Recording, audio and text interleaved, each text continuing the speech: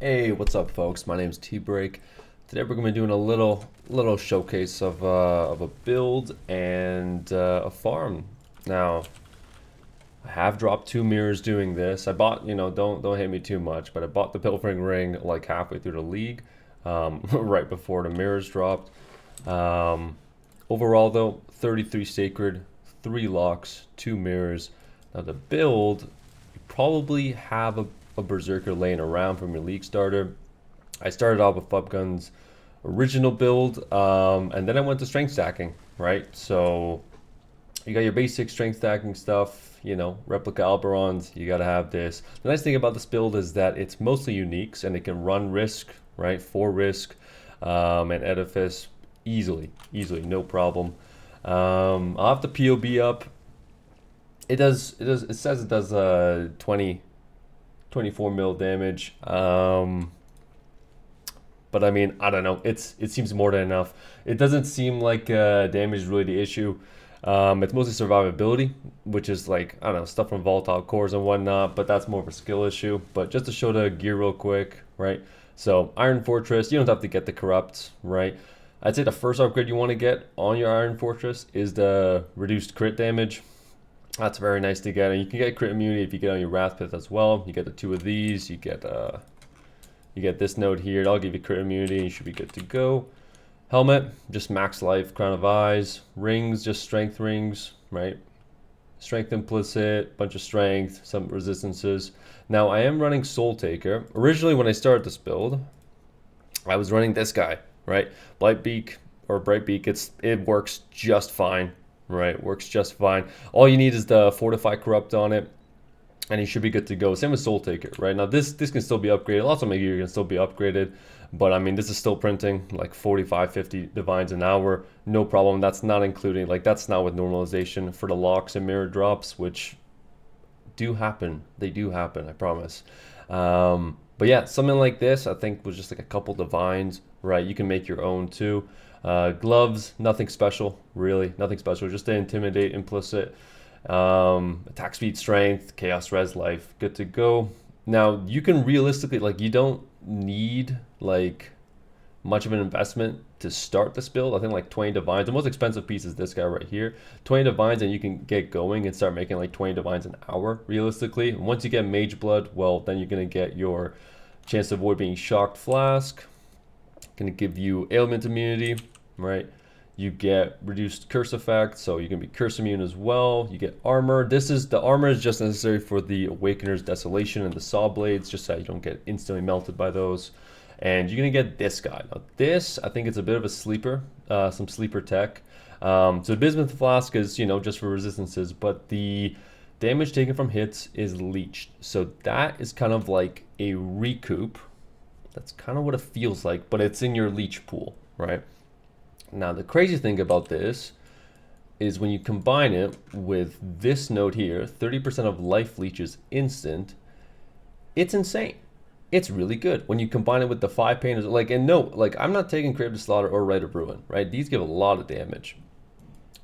Taking just the leech and the 5 pain, you will, even on maps that are like minus 37 max res, 400% fizzes extra Ellie, you will be able to survive a shotgun, no problem, right? So it's very good, very a lot of defenses, a lot of survivability, and that's a nice thing about running this setup over like the crit version of a volcanic fissure of snaking, because, well, you just get all this free block, you get way bigger life pool, you get way bigger, just so much more defenses, right? And that's really the downside. That's the thing that you really have to start optimizing for once you start doing risk strategies. It's just being able to survive the really nasty mod combos.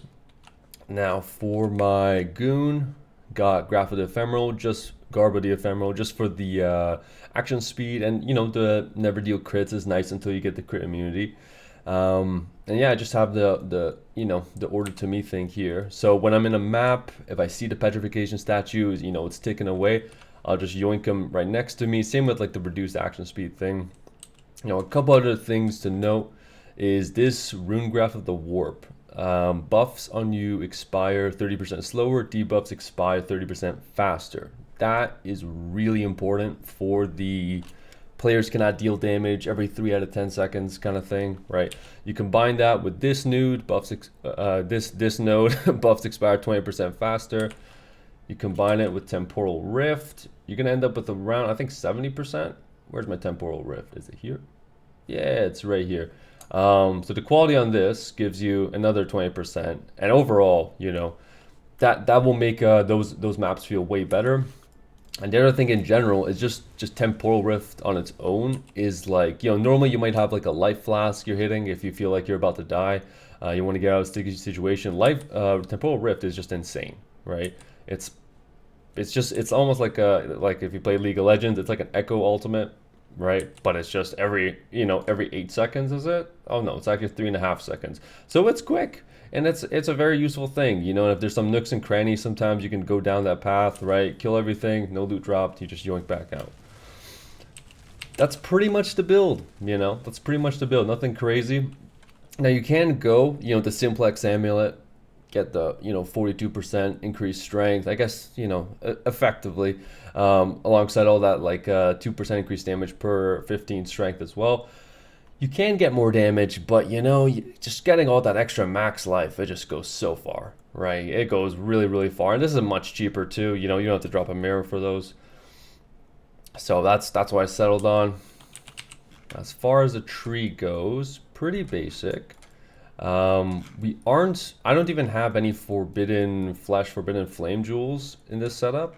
So it's even cheaper that way. We go resolute technique. Now I know you can go, you know, stack accuracy as well, but just due to the nature of this build being still a slam build while also strength stacking, you don't actually want that much of attack speed, right? You want to make sure that you have your intimidating cry up for all of you know, every single hit that you're doing, because it's straight up double damage, like quite literally double damage. So you don't need that much attack speed, and it still feels pretty good. So that's why I went for the strength and life versions of the split personality.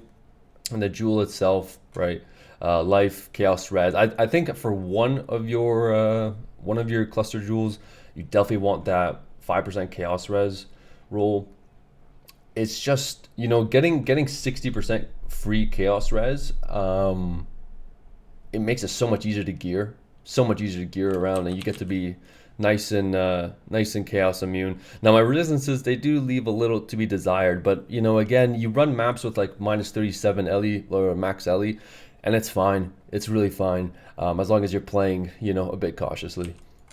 Other than that, you know, I still got some stuff to figure out. I kind of don't want to take this node. I'm only level 95, by the way, right? Because I'm not a very good player. But yeah, you get an inertia here. You get Emperor's Mastery, I think over here. Yeah, this is just a Corrupting Blood Jewel, strength and life on it. Could probably get a Corrupting Blood on a Storm Shroud, and then get like a better jewel here. I think, let's see, we got Emperor's Might, more increased strength, and this is literally just like a normal jewel, yeah? Strength, life, some resistances, that's about it.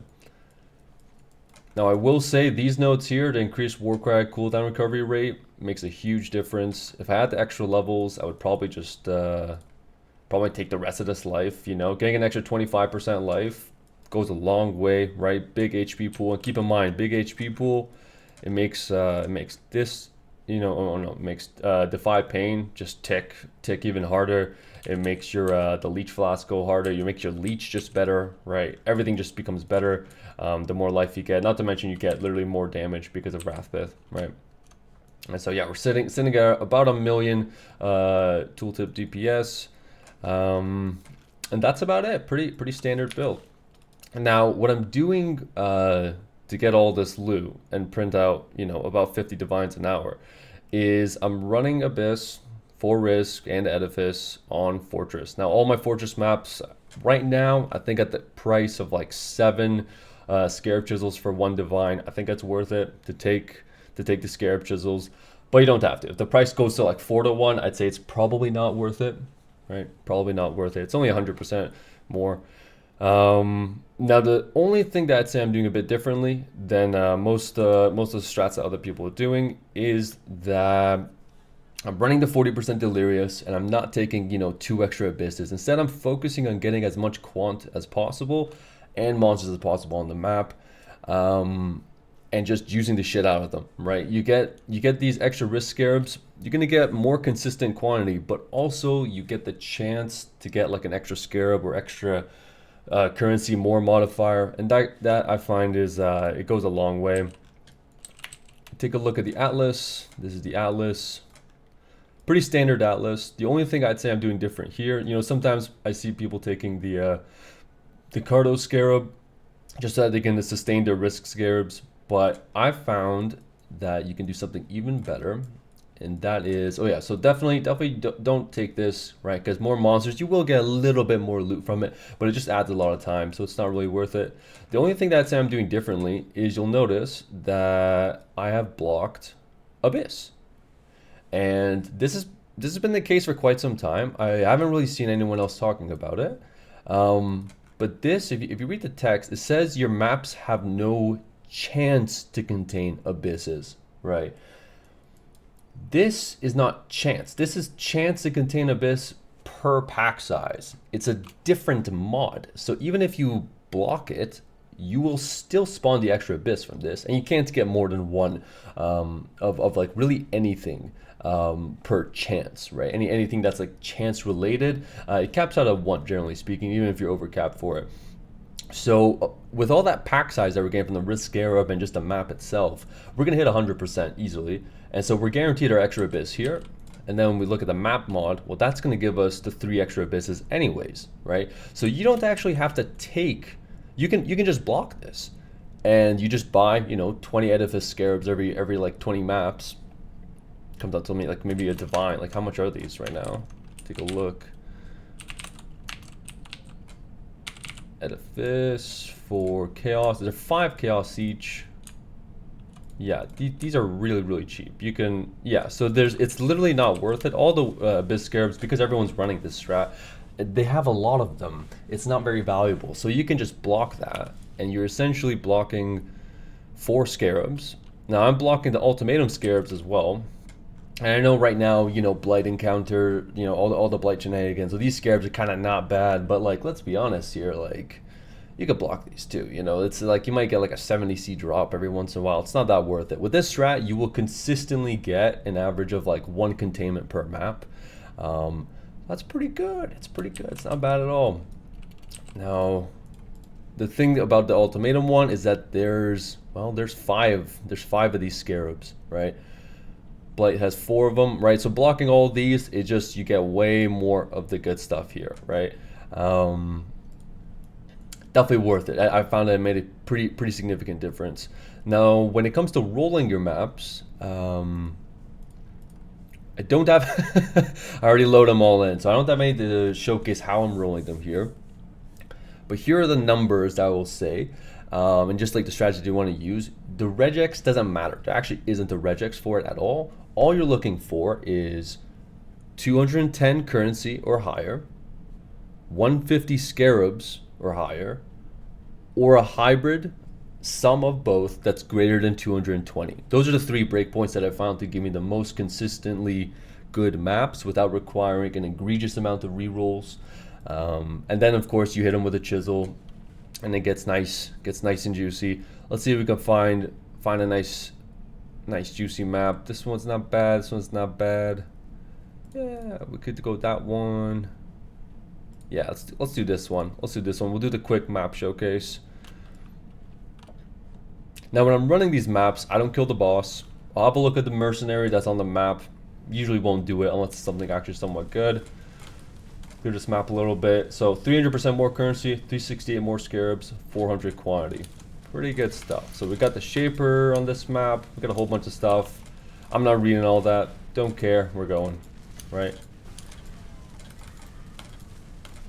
And the nice thing about this build and volcanic fissure as a whole is that it just kind of just does its own thing, you know, and it gives you time to loot. We got some exalted orbs on the boss. Might do it, probably won't. You know, it's like getting an extra half a divine. It's kind of whatever. All right, we got our first divine. Now, just to explain how Abyss works, or not Abyss, but how Delirium works. and like the delirium, like 40% in deliriousness. Every 20% deliriousness is it only affects like loot wise the monsters that spawned on the map originally, as well as the eldritch minions, right? That spawn on the map because technically they were already there. Every 20% gives you 10% more item quantity and 20% more item rarity, right? The scale's up to 100. And so having, you know, an extra 40% deliriousness, that means you're just getting 20% more loot from all the stuff that already spawned there. And it doesn't really, it's I think it's like 9 of them is for like a divine, right? It's pretty affordable considering the reward that you're gonna get. And so I find that goes a long way, as well as, you know, spawning all the extra goons. It's very good. Going steady, getting scarabs.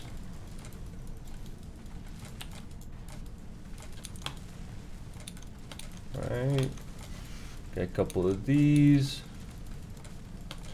Now, some people might say that this strat is literally unplayable because you have to click, you know, you gotta click open the abyssal hordes. Personally, this seems like a, I went to depth accent. That's not part of the strategy. But personally, I find that that's kind of like a, you know, my butter is too juicy, my lobster is too steaky kind of problem, you know. You're gonna die every once in a while. That's kind of to be expected considering how many mods are on the maps. But it's like, it is just fine, you know. At this point, I'm not even sure what's killing me, but this is one of those, you know, minus 40 all res maps. Pretty nasty. And Awakener's Desolation, of course. So the two of those are pretty nasty just because, same with this, just because, you know, you're taking a big hit and then you can't even regenerate it because of the Awakeners. So we're gonna hop over to the other side. Get going, find the rest of our abysses.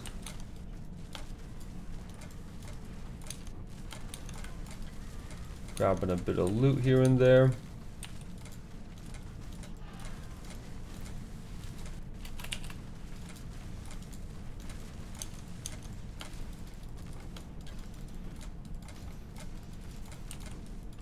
Now I do have my portal bound to Shift T, so I'm just dropping them, you know, wherever I feel like it's going to be a bit nasty. Just getting in the habit of that goes a long way.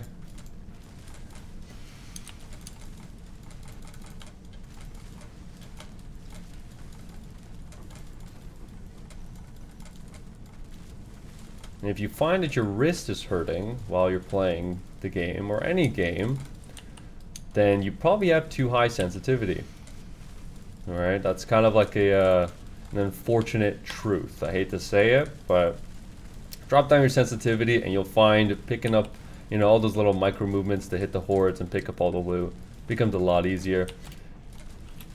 And as you're playing, you know, over time, you should be slowly trimming out, you know, the lower valuable drops, right? Like, you definitely don't want to be having any gold on your screen. You don't want to be having any, you know, any of like the lower tier currency drops because it's just, you know, that's extra time and you're losing tempo. Dying a bunch, you also lose a bunch of tempo, but it's, you know, it happens and that's fine. We're gonna keep going. And that's the thing I will say, like, that should be expected. Like this guy's gonna give me 3C. Not worth the portal, definitely not. In case you like one shots, I don't know. It's a bit of a nasty map, right?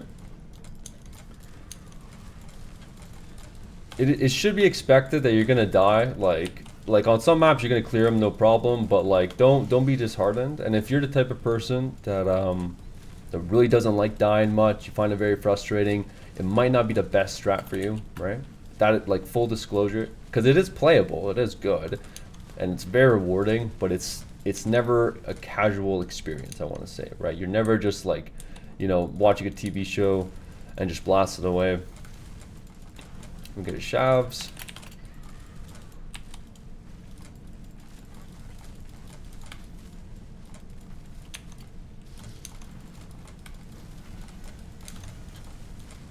And yeah, gold wise, you're probably making around 100 to 150k gold per map, you know.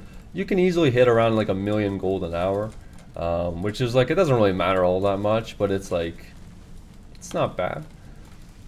Sacred orb wise, I want to say probably find a sacred orb like every 10 to 15 maps, you know.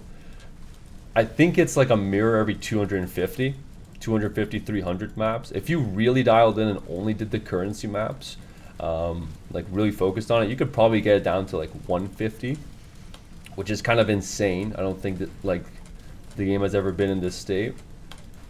And I like how they added, you know, the T16.5 maps, and they advertised that this is going to be some of the biggest loot drops ever. But then, you know, the thing that gave the most loot drops is just having more modifiers on your map. Completely unrelated, just a singular Scarab carrying the league.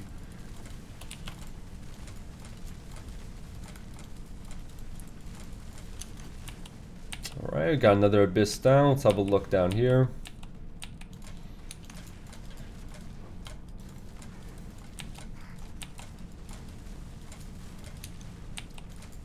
Get a bit of extra loot. We're going.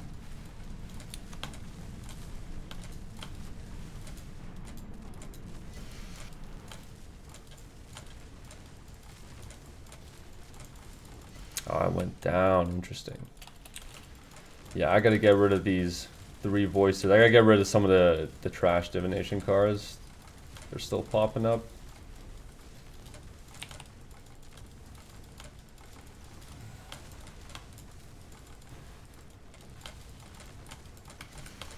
Here for terrors.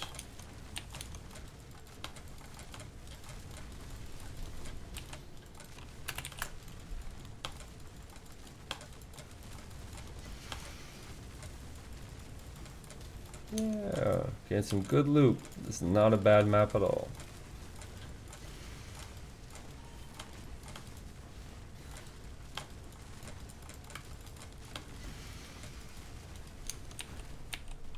Okay. Don't think there's much here. I think that is the map. Yeah, I think that's the map. That's not bad at all. We're gonna head back to town. Have a look. We got 2 divines, 2 Valdos. What else did we get? We got 2 awakenings. Yeah, we got a couple divines there worth of loot. You know, that's not too bad. Not too bad for a quick map like that.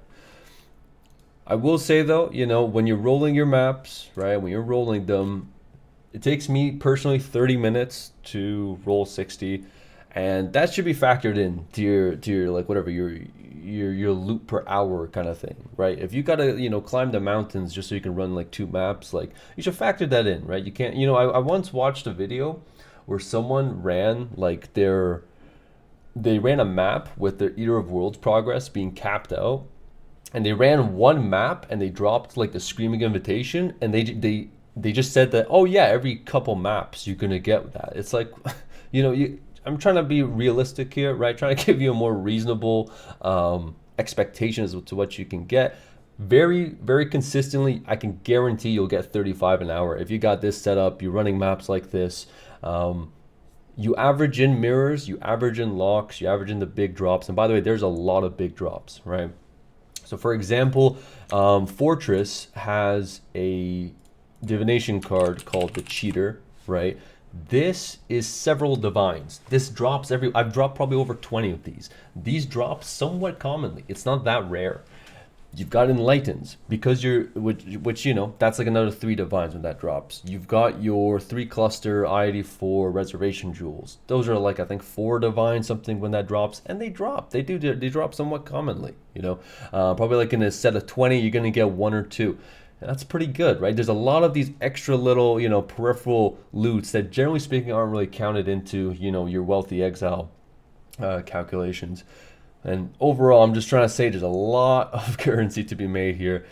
And I think if there's anything to take away from this video, it's the fact that you can just block this. And this is, I think, so even if you aren't even going to run this strat, you know, you're already got your own build. You're not going to run this build. You're going to do your own thing. I think this is something that everyone can, you know, take away from this video, and that is that you can block the Abyss Scarab node and just get more loot. It's literally EV positive. And I think that's about it for this video. Thank you guys for watching, and I'll catch you guys later.